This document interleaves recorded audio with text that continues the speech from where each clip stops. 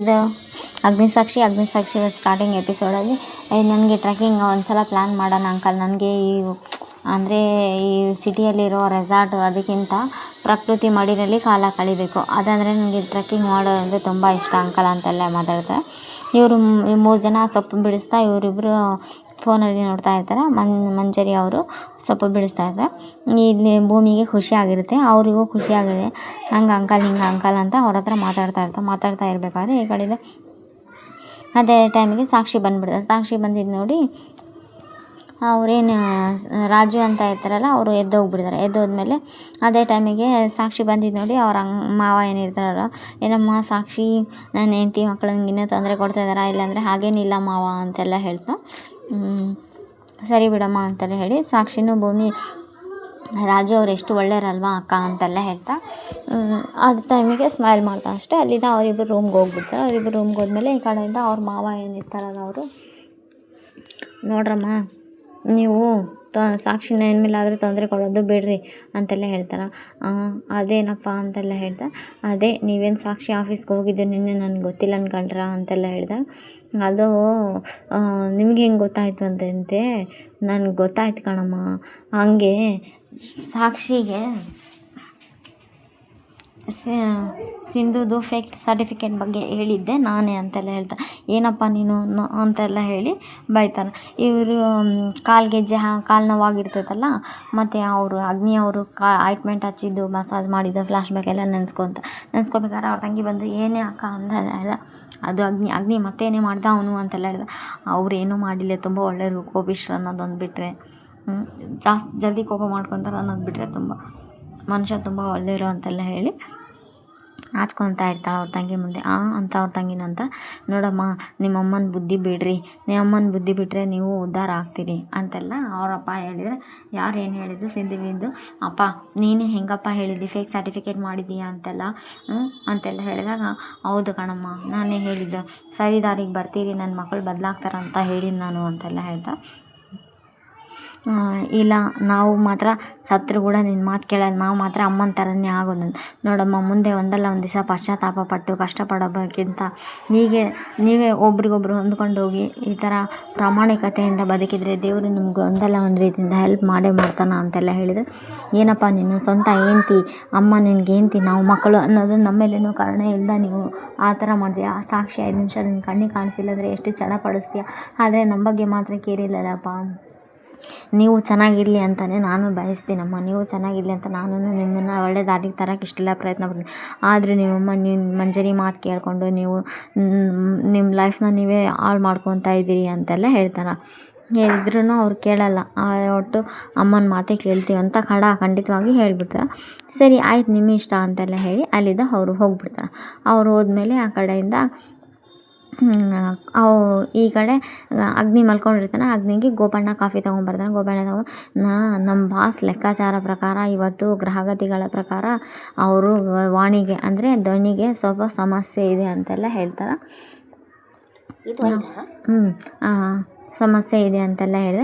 ಅದೇ ಟೈಮಿಗೆ ಗೋಪಣ್ಣ ಬಂದು ಕಾಫಿ ತೊಗೊಳ್ಳಿ ಅಂತೆಲ್ಲ, ಸರ್ ನೀವು ಕಾಫಿ ಕುಡೀರಿ, ಇಲ್ಲ ಅಂತಂದರೆ ನಿಮ್ಮ ಬಾಸ್ ನೀವು ಕಾಫಿ ಕುಡೀರಿ, ನಿಮ್ಮ ಧ್ವನಿ ಸರಿ ನಮ್ಮ ಗ್ರಹಗತಿಗಳ ಪ್ರಕಾರ ಅಂತ ಜೋರು ಆರ್ಸೋಕ್ಕೆ ಬಂದಾಗ ಧ್ವನಿ ಏನೋ ಪ್ರಾಬ್ಲಮ್ ಆಗಿಬಿಟ್ಟಿರುತ್ತೆ.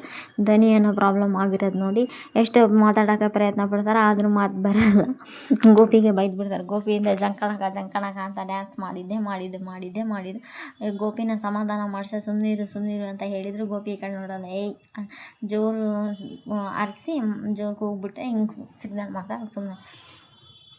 ಈ ಕಡೆಯಿಂದ ಅವರು ಫೋನ್ನಲ್ಲಿ ಸಾಕ್ಷಿ ಬರೋ ದಾರಿನೇ ಕಾಯ್ತಾ ಇರ್ತಾನೆ ರಾಜು.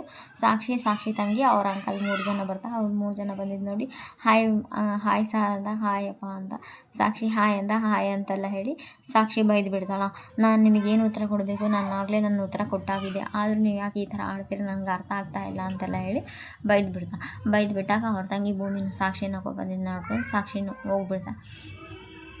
ಅವ್ರು ಎಲ್ಲರೂ ಹೋದ್ಮೇಲೆ ರಾಜು ಒಬ್ಬನೇ ಸ್ಟೇರ್ ಕೇಸ್ ಹತ್ರ ನಿಂತು ಆ ಕಡೆಯಿಂದ ಈ ಕಡೆ ಡಾಕ್ಟ್ರು ಬಂದಿರ್ತಾರೆ ಚೆಕ್ ಮಾಡೋಕೆ. ಎಷ್ಟು ಡಾಕ್ಟ್ರು ಬಂದು ಚೆಕ್ ಮಾಡಿದರೂ ಕೂಡ ಏನಾದರೂ ಇವತ್ತು ಇಲ್ಲಿ ನೋವು ಇದೆನಾ, ಇಲ್ಲಿ ನೋವಿದೆನಾ, ಏನಾಯಿತು ಅಂತೆಲ್ಲ ಕೇಳಿದಾಗ, ಇಲ್ಲ ಮೇಡಮ್ ಅಲ್ಲಿ ನೋವಿಲ್ಲ, ಇಲ್ಲಿ ನೋವಿಲ್ಲ ಅಂತೆಲ್ಲ ಹೇಳಿದಾಗ, ನೋಡಿ ನನ್ನಿಂದ ಸರಿಪಡ್ಸೋಕ್ಕಾಗಲ್ಲ, ಆದರೂ ಇಮಿಡಿಯೇಟಾಗಿ ಕಡಿಮೆ ಆಗೋದಲ್ಲ, ನೋಡಿ ನೀವೇನು ಮಾಡ್ತೀರಿ ಗೊತ್ತಾ, ಇದಕ್ಕೆ ರೆಸ್ಟ್ ಬೇಕು, ಟೈಮ್ ಬೇಕೇ ಬೇಕು, ಟೈಮ್ ಸಿಗೋವರೆಗೂ, ಟೈಮ್ ಇದಾಗೋವರೆಗೂ ಇದು ಕಡಿಮೆ ಆಗಲ್ಲ ನೋಡಿ ಅಂತೆಲ್ಲ ಹೇಳಿದೆ.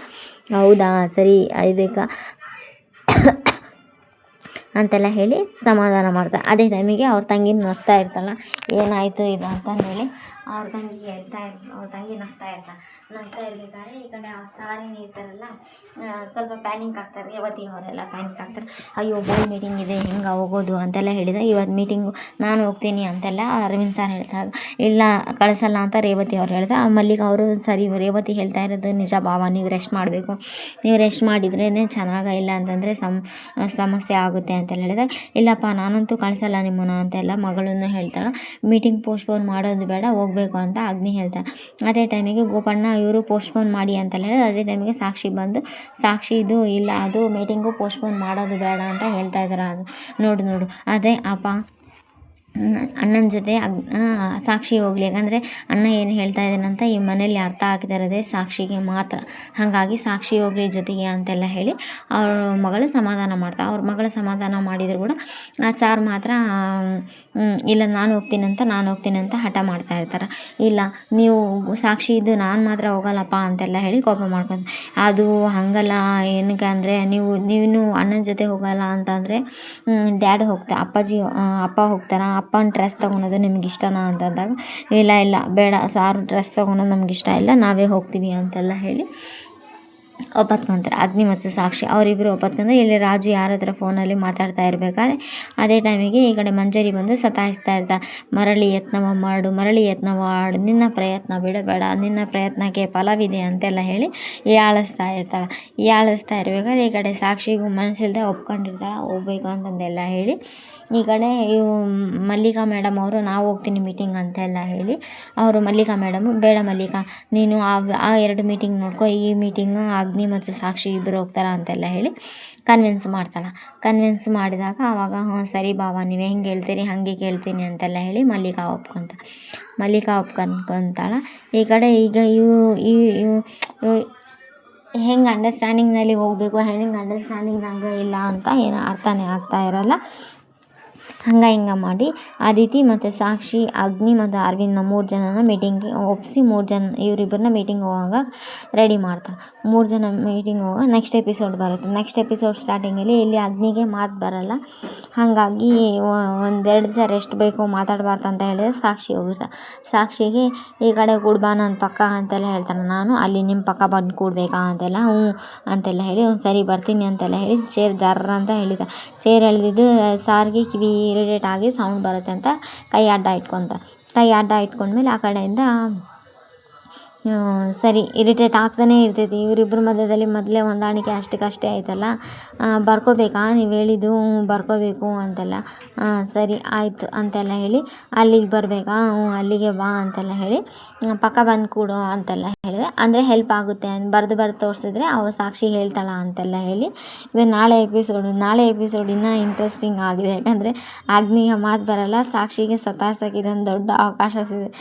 ಈ ಸಾಕ್ಷಿ ಜಗ್ಗಿ ಸತಾಯಿಸ್ತಾಳೆ. ನಾಳೆ ಎಪಿಸೋಡ್ ಇನ್ನೂ ಇಂಟ್ರೆಸ್ಟಿಂಗ್ ಆಗಿದೆ. Please like, share, comment, subscribe. Thanks for watching my channel. ಚೆನ್ನಾಗಿದೆ ಇವತ್ತಿನ ಎಪಿಸೋಡ್. ನಾಳೆ ಎಪಿಸೋಡ್ ಇನ್ನೂ ಇಂಟ್ರೆಸ್ಟಿಂಗ್ ಆಗಿದೆ. ಮಾತು ಬರಲ್ಲ, ಈ ಹುಡುಗಿಯಂತೂ ಜಗ್ಗಿ ಸತಾಯಿಸ್ತಾಳೆ, ನೋಡ್ಬೇಕು ನಾಳೆ. ಚಾನ್ಸ್ ಸಿಕ್ಕಿದೆ ಆ ಹುಡುಗಿಗೊಂದು. Please like, share, comment, subscribe. Thanks for